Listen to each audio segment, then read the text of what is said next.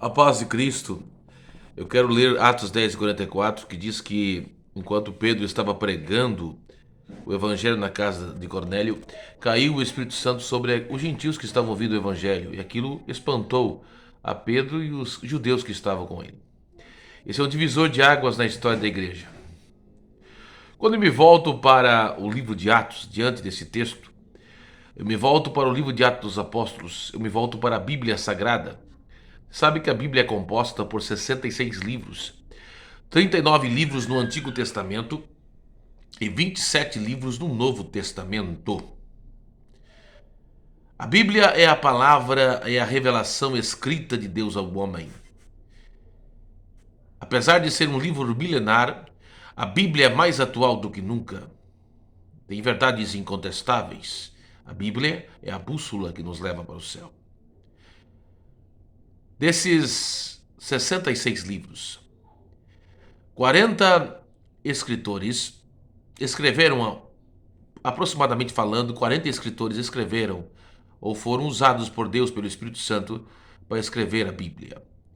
Entre eles, pastores como Amós, reis como Davi e Salomão, sacerdotes como Samuel, profetas como Ezequiel e Jeremias, pescadores como Pedro e João, rabinos como Paulo. Mas é interessante dizer que desses 40 escritores, apenas um não era judeu ou de origem judaica. E estamos falando da pessoa do Dr. Lucas, que foi companheiro de Paulo em suas viagens missionárias. Lucas teve o privilégio de escrever 2 livros da Bíblia, do Novo Testamento. Primeiro, o Evangelho. Lucas, ele vai escrever o Evangelho direcionado aos gregos. Os gregos que eram portadores da sabedoria na época, provando aos gregos que Jesus era o homem ideal, tão idealizado pelos gregos. É considerado por alguns expositores bíblicos como o mais erudito dos 4 evangelhos. Lucas, ele não teve o privilégio de ser uma testemunha ocular, ou seja, alguém que presenciou o ministério de Jesus, assim como Mateus e João.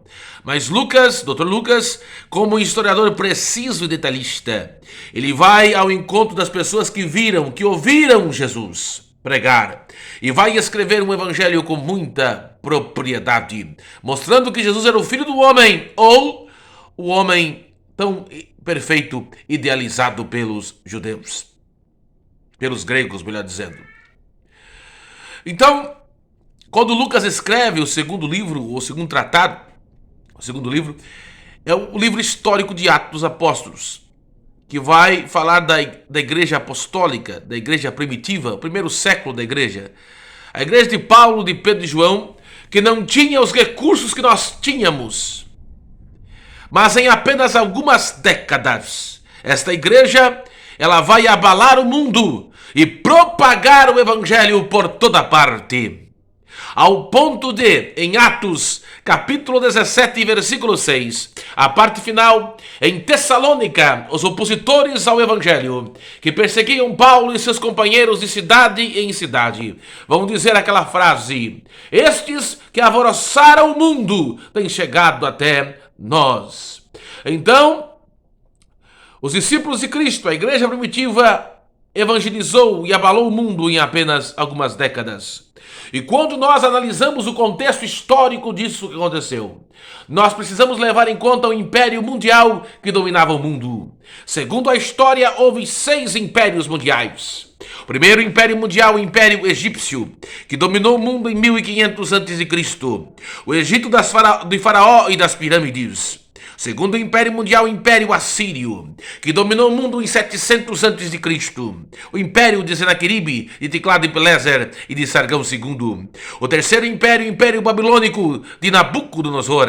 O quarto Império, o Império Medo-Persa, de Dario Assuero, que dominou o mundo em 470 aproximadamente antes de Cristo. O terceiro Império Mundial, o quinto Império Mundial, o Império Grego de Alexandre o Grande, que dominou o mundo no período interbíblico, no período intertestamentário. E o sexto império, o Império Romano, o mais terrível e o mais poderoso império da história. Segundo Benjamin Scott, que escreveu o livro Catacumbas de Roma, havia mais pessoas escravas do que pessoas livres em Roma.